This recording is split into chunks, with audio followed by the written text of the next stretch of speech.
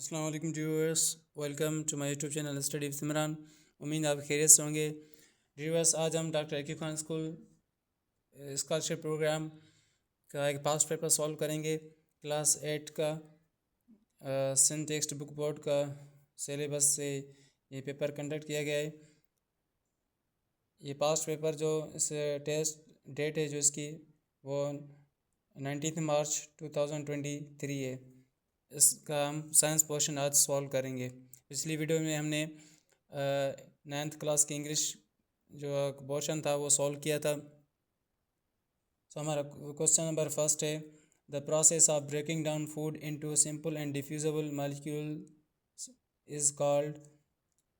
जो प्रोसेस है जो हमारे खाने को जो ब्रेक डाउन करता है और उसको मॉलिक्यूल्स में तब्दील करता है वो कौन सा है? Respiration, digestion, circulation, pancreas. Respiration जो है ये सांस से रिलेटेड एक हमारा प्रोसेस है। डाइजेशन, सर्कुलेशन जो ब्लड होती है हमारे बॉडी में गर्दिश कर रही होती है, सर्कुलेट कर रही है, तो उसको सर्कुलेशन कहते हैं। जो हमारा करेक्ट ऑप्शन है वो डाइजेशन है। The process of breaking down food into simple and diffusion molecules is called digestion. Number 2, which of the following is not accessory digestive organ. नीचे दिए गए ऑप्शंस में कौन सा एक्सेसरी डाइजेस्टिव ऑर्गन नहीं है? अपने डाइजेस्टिव सिस्टम जो हमारा है वो उसके दो हिस्से होते हैं, एक एक्सेसरी ऑर्गन और दूसरे एलिमेंट्री कैनाल। जो कुछ एक ट्रैक्ट होता है हमारे डाइजेस्टिव सिस्टम का, उसको एलिमेंट्री कैनाल कहते हैं। और कुछ हमारे ऑर्गन्स होते हैं जो हेल्प करते हैं डाइजेशन प्रोसेस में। इनमें से कौन सा डाइजेस्टिव ऑर्गन नहीं है? Teeth, liver, pharynx, pancreas. इसमें जो हमारा एक्सेसरी ऑर्गन्स हैं, जो हमारा टीथ है हमारी एक्सेसरी ऑर्गन है, लिवर पे हमारा एक्सेसरी ऑर्गन है, फेरिंग्स, पेनक्रियासिस भी हमारा जो है वो एक्सेसरी ऑर्गन्स हैं। जो फेरिंग्स है ये एलिमेंट्री कैनाल का पार्ट है। ये जो एक्सेसरी ऑर्गन डाइजेस्ट ऑर्गन है ये उनसे रिलेटेड नहीं है। जो हमारा करेक्ट ऑप्शन होगा करेक्ट वो सी, फेरिंग्स होगा। ये एलिमेंट्री कैनाल का एक हिस्सा है। Question number 3, which of the following symptom of asthma. Asthma के जो है जो बीमारी होती है ये उनमें ये जो उसकी सिम्टम्स है कौन सी वो सिम्टम है जो एज़मा में पाई जाती है? Sneezing, night sweat, shortness of breath, mild headache. ये इसमें जो करेक्ट हमारा ऑप्शन है वो शॉर्टनेस ऑफ ब्रीथ है। जो हमें सांस में हमें तकलीफ़ होती है सांस लेने में एज़मा की बीमारी में पेशेंट को। Number 4, blood never flows back towards the atria because of dash. जो ब्लड है हार्ट में जो हमारे दिल में होती है वो जिस तरफ से आती है आर्टरिया से जब आती है वो वापस नहीं जाती, क्यों? कौन से हमारे पार्ट की वजह से? चैम्बर्स जो हमारे हार्ट के चैम्बर्स होते हैं 4, सेप्टम ये एक पर्दा होता है, वेल्व्स ये वॉल जो हमारे होते हैं हार्ट के, हमारे दिल के 4 वाल्व होते हैं, वेल्व्स कहते हैं उसको। वेंट्रिकल्स ये क्या है? जो चैम्बर्स के नाम है वेंट्रिकल्स। सो किस पार्ट ऑफ हार्ट की वजह से हमारी जो ब्लड है वो वापस नहीं जाती, जहाँ से आती है वहाँ से वापस नहीं जाती? फॉर एग्जांपल आर्टरिया से आ गई वेंट्रिकल में तो वापस क्यों नहीं जाएगी? वो हमारे वेल्व्स की वजह से वापस नहीं जाएगी, बैकवर्ड नहीं होगी।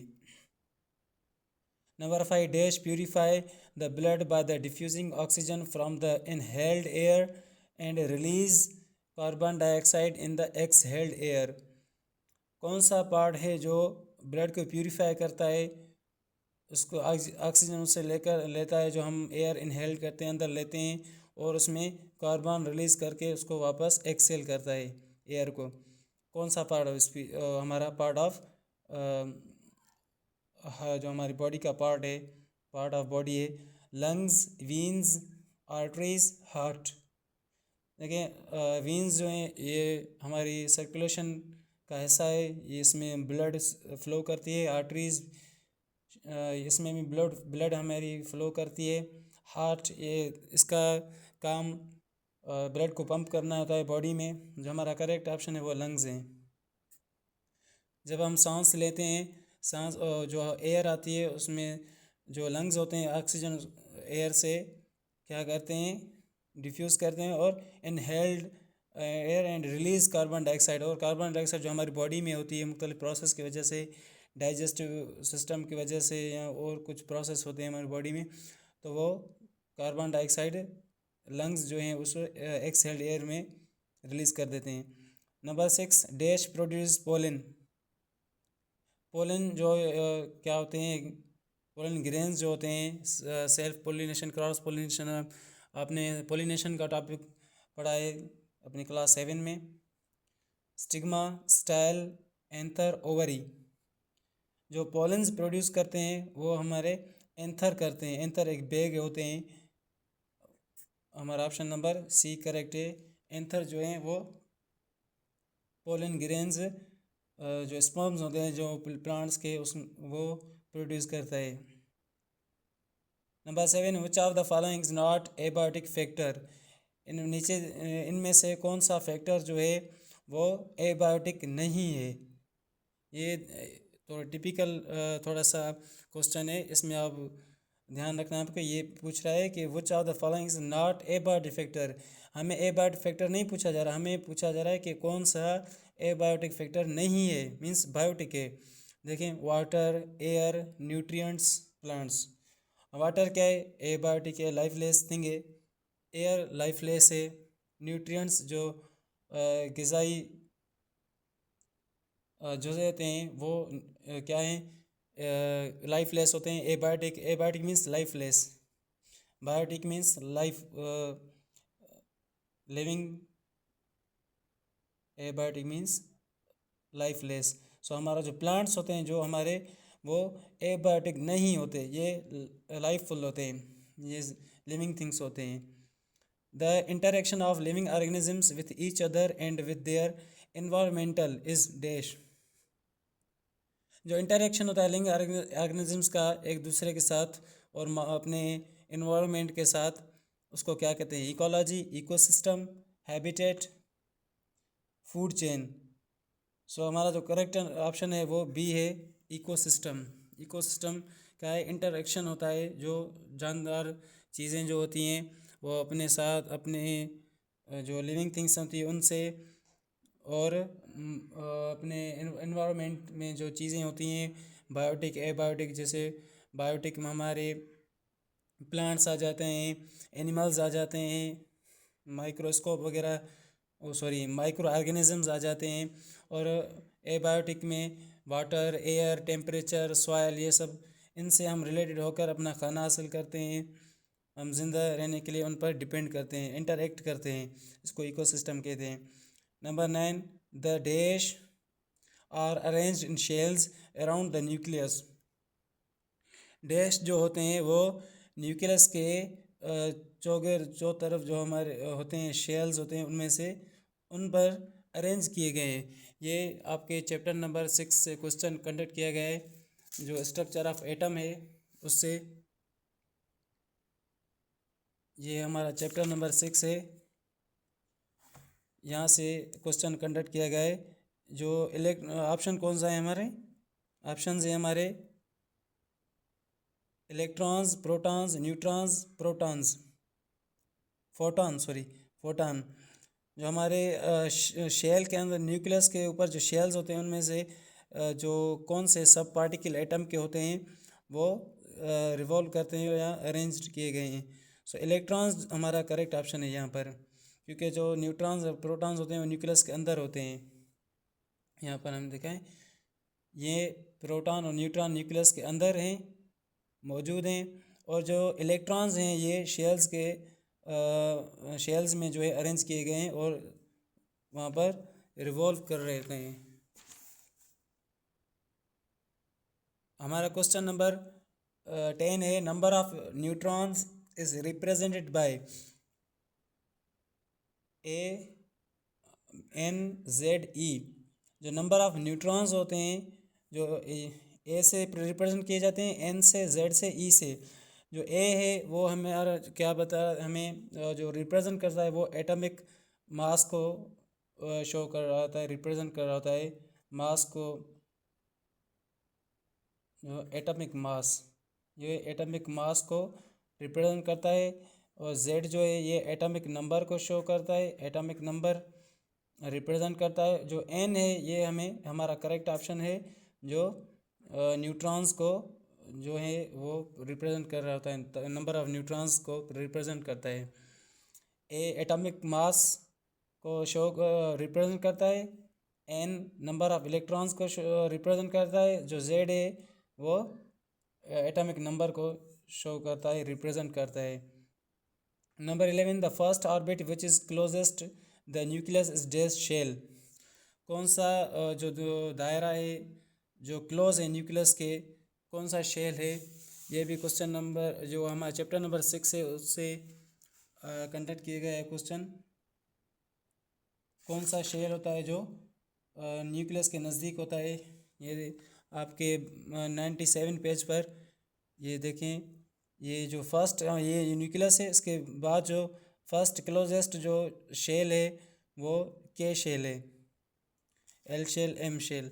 सो अब यहाँ पर देखें हमारे ऑप्शंस कौन है हमारे पास, के, एल, एम, एन। सो हमारा जो करेक्ट ऑप्शन है के, ये हमारा फर्स्ट क्लोजेस्ट जो शेल है न्यूक्लियस के, पहले के शेल होता है, ये दूसरा एल शेल और तीसरे को हम एम शेल कहते हैं। 12, question number 12, the maximum number of electrons in L shell is dash. L shell में ज़्यादा से ज़्यादा कितने इलेक्ट्रॉन्स होते हैं।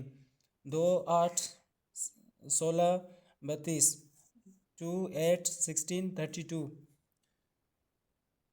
जो हमारे इलेक्ट्रॉन्स जो होते हैं एल शेल में वो ज़्यादा से ज़्यादा 8 होते हैं।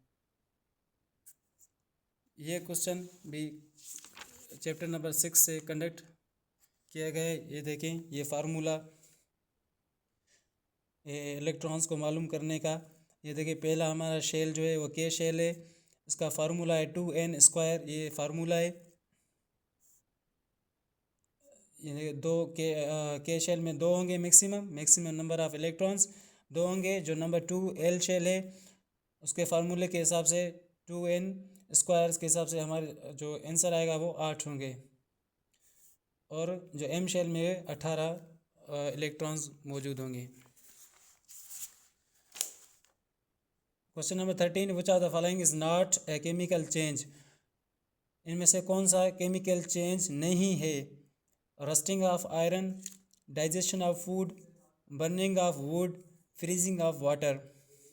रस्टिंग ऑफ आयरन जो जंग होता है उसको कहते हैं डाइजेशन ऑफ फूड, खाने का हज़म होना। बर्निंग ऑफ वुड जो दरख्त में वुड का सड़ना।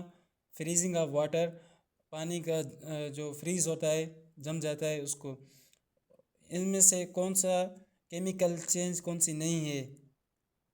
आपने पढ़ा है केमिकल चेंज, फिजिकल चेंज।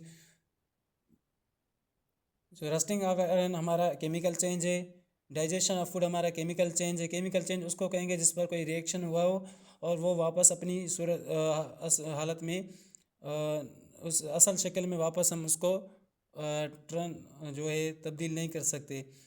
जैसे फूड जब डाइजेस्ट हो गया तो हम वापस उसको अपने उस असल हालत में नहीं वापस कर सकते। जैसे हमने एप्पल खाया तो अब जब हमने सेब खाया वो हज़म हो गया, तो आप कितनी भी कोशिश कर लें, कौन सी भी टेक्नोलॉजी इस्तेमाल कर लें किसी भी किस्म की, तो उस डाइजेस्टेड फूड को एप्पल नहीं बना सकती।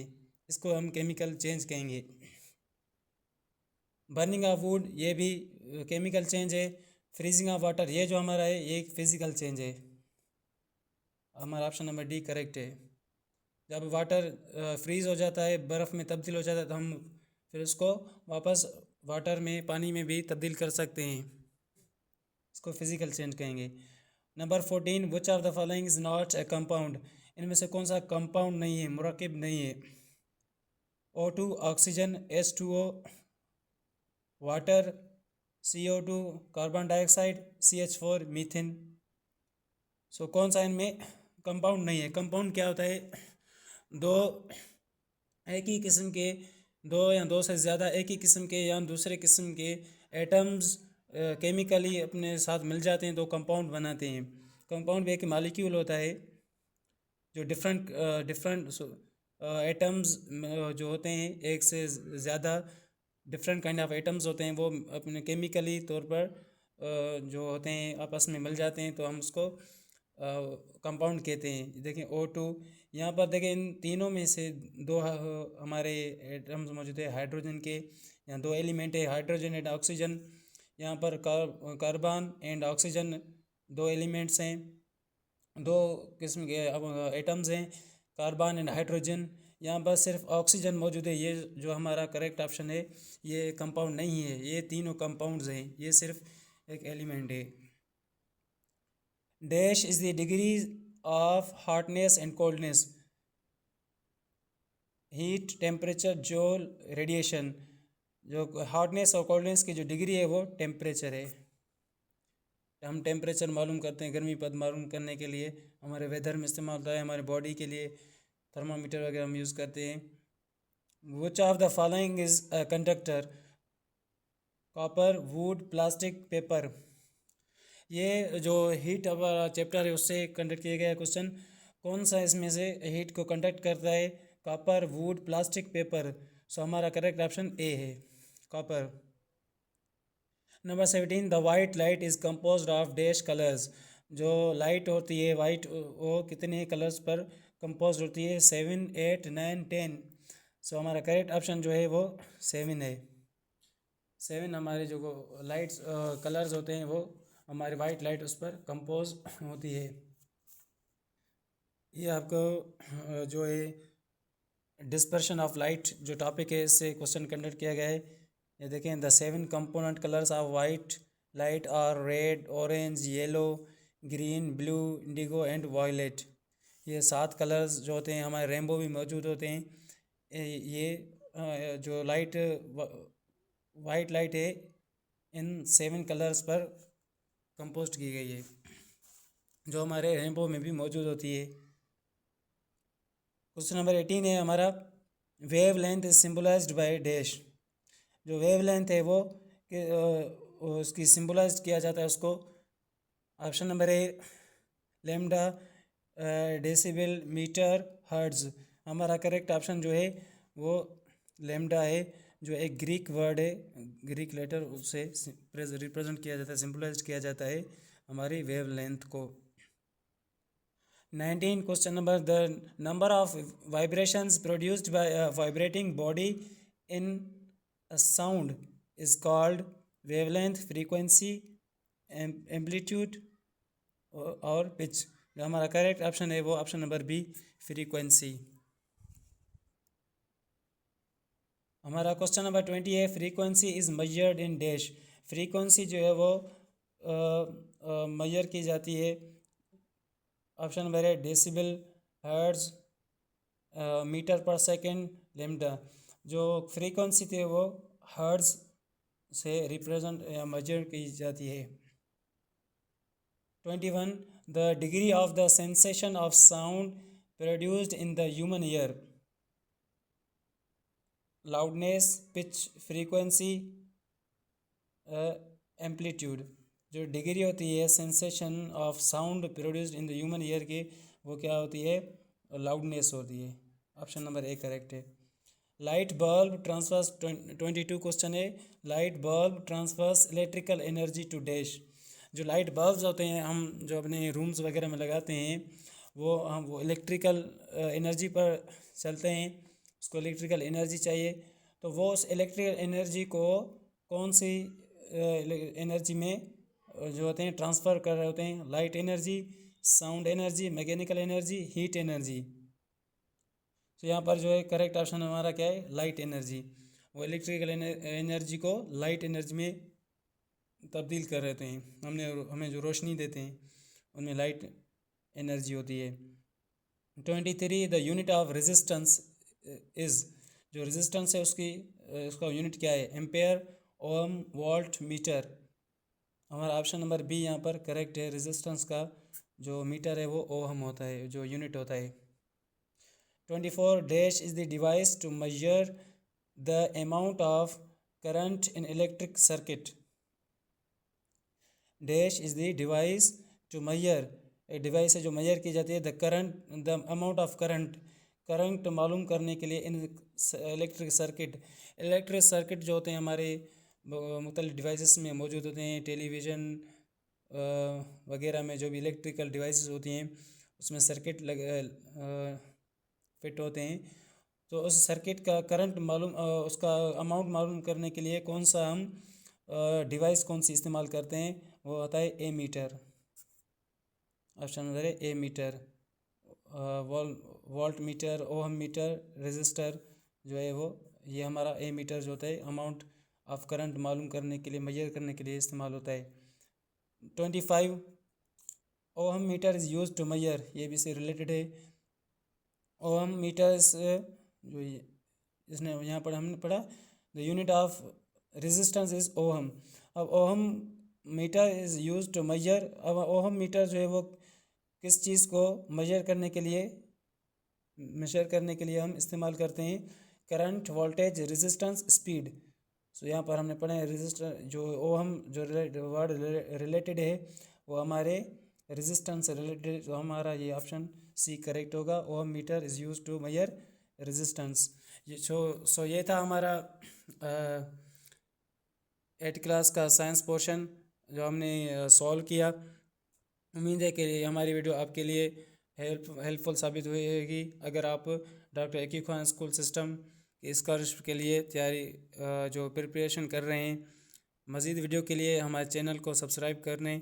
Thank you.